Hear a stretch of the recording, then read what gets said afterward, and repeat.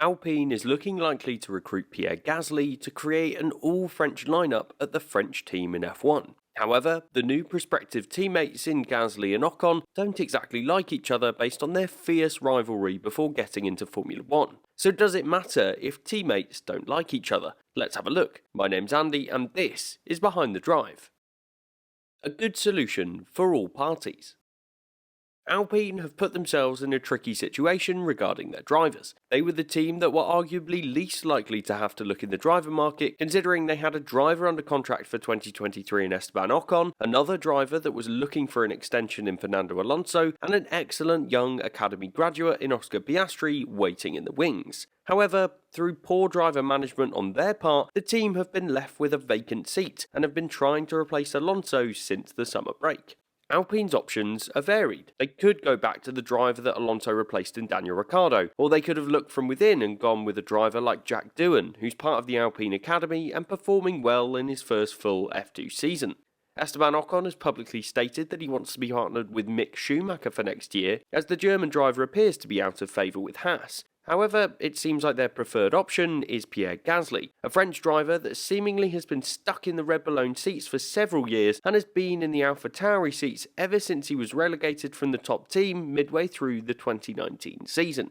In my opinion, and I would argue on paper, it would be a very good move for most if not all of the parties involved. For Gasly, this move to Alpine would be critical for his career. He'd move to a team that would likely be above AlphaTauri in the standings and would also likely be one that's willing to invest in him long term. I think this would be excellent for the French driver to give himself the best possible chance at establishing his career outside of Red Bull. On top of this, Gasly would create an all-French lineup at the French team on the grid, and that would be excellent commercially for the team. Plus, Alpine would have a strong driver lineup in Ocon and Gasly that would both still have many years of racing ahead of them. I would add that the pair have both had setbacks in the past, with Ocon being replaced at Racing Point in the past and subsequently leaving the Mercedes Academy to join Renault, while Gasly was of course dropped by Red Bull. So both drivers have had setbacks in the past, and it seems like Alpine could be their opportunity to thrive. Other parties involved in the move include AlphaTauri, a team that is a Red Bull feeder team, and they seem likely to make a move for Nick de Vries. Plus, they would presumably be in line to receive a payment from Alpine to release Gasly from his contract. I think it would also be a good opportunity for that team to try a new driver in the seat. De Vries might not be necessarily an upgrade on Gasly, but I think he's a driver that Red Bull might consider for a drive in the future, so there are significant upsides for that setup. The only party that might not be set to stand to benefit from a move for Pierre Gasly is his potential future teammate, Esteban Ocon. As I mentioned earlier, Ocon has been keen to partner with Schumacher, and so with Gasly being the more experienced and more likely the faster driver, I think it's fair to assume that Ocon might be threatened by his potential new teammate. But they've also had a turbulent relationship before Formula 1 as well. And before we look at that history and whether it matters for Alpine, I just wanted to ask, if you're enjoying the video, then please hit the like button and the subscribe button as well. I'm aiming for 60,000 subscribers by the end of the season, so if you can help me get there, then please hit that button.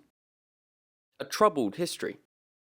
Gasly and Ocon's relationship has been covered by many other YouTubers and journalists in the past. Recently, it's hit the headlines again with the speculation that they may be teammates at Alpine for 2023. Both Gasly and Ocon grew up in the same area of France, and their parents were friends back in the early 2000s. At the time, Ocon was racing in karts, while Gasly was playing football. It was then Ocon's parents that encouraged Gasly to jump in their son's kart, and from that point, he was hooked, and he stopped playing football.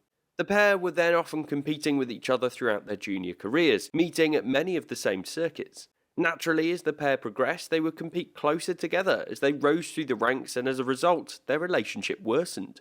Gasly has explained this as, "I started to beat him and he didn't like it, so we're not friends anymore." It's not unusual for rivalries to develop in junior categories and in karts. You just have to look at Lewis Hamilton and Nico Rosberg, or Max Verstappen and Charles Leclerc with the infamous clip from their karting days. However, for the relationship to result in the pair not being friends at all is uncommon, unless their rivalry has continued into Formula 1.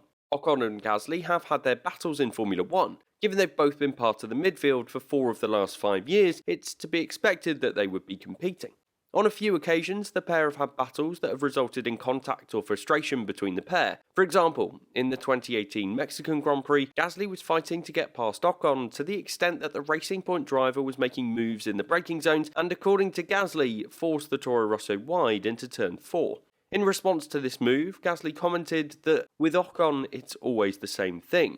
I've known him for a long time, there are a lot of chances that things happen." So it was clear, even from an early stage in the pair's F1 career, that they were not willing to give each other an inch when competing on track.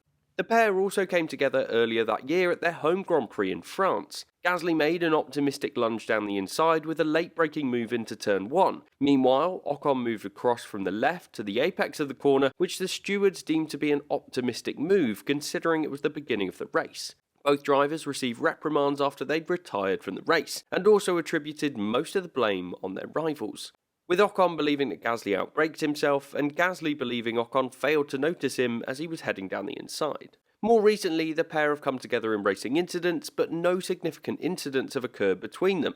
Now, this may have given time for the wounds to heal, and that may be the case. But there's no denying that should the pair be teammates, they will be competing much more closely on track and in other sessions like qualifying. It might only take a small incident like who gives the other the toe in Q3 that could be the straw that breaks the camel's back. Does this matter for Alpine? Alpine's focus in this position is to make sure that they have the best possible driver lineup for 2023. The team look likely to achieve 4th in the Constructors' Championship this year, which could represent a good step for the team as they get ahead of McLaren. The main reason that they are in this position in the fight is the fact that they have 2 drivers that can compete and have been consistent through 2022. Meanwhile, McLaren have had a driver in Norris that's been able to deliver consistently, and Daniel Ricciardo who's been off the pace so far this year. With Piastri going across to replace Ricciardo, Alpine are aware that should they be in that fight once again with McLaren, they will be up against a potentially stronger team. So to replace Alonso, Alpine need a talented and established driver. Gasly is a great fit for these criteria. He's got a lot of experience in the sport and has shown his potential, particularly with AlphaTauri. So does the potential rivalry between Ocon and Gasly provide a threat to that teammate partnership?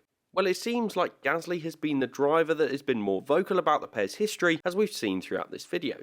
Meanwhile, Esteban Ocon has publicly stated that, "With Pierre, we have a good relationship," when pressed about the prospective partnership. So it seems like from Ocon's side, he's happy to be partnered with Gasly, although it must be said that he will of course take that line in the media. Personally, I think that there's a risk with this driver pairing. As we saw with Rosberg and Hamilton in the past, it only takes a close battle between the drivers with something significant at stake to turn an amicable relationship into a frosty F1 team environment. With Gasly and Ocon, the pair will need to be managed well to ensure they work together as a team. The potential of this driver pairing, though, is undeniable. Both are talented young drivers, and I think it will be fascinating to see which of the two comes out on top when they're in the same machinery.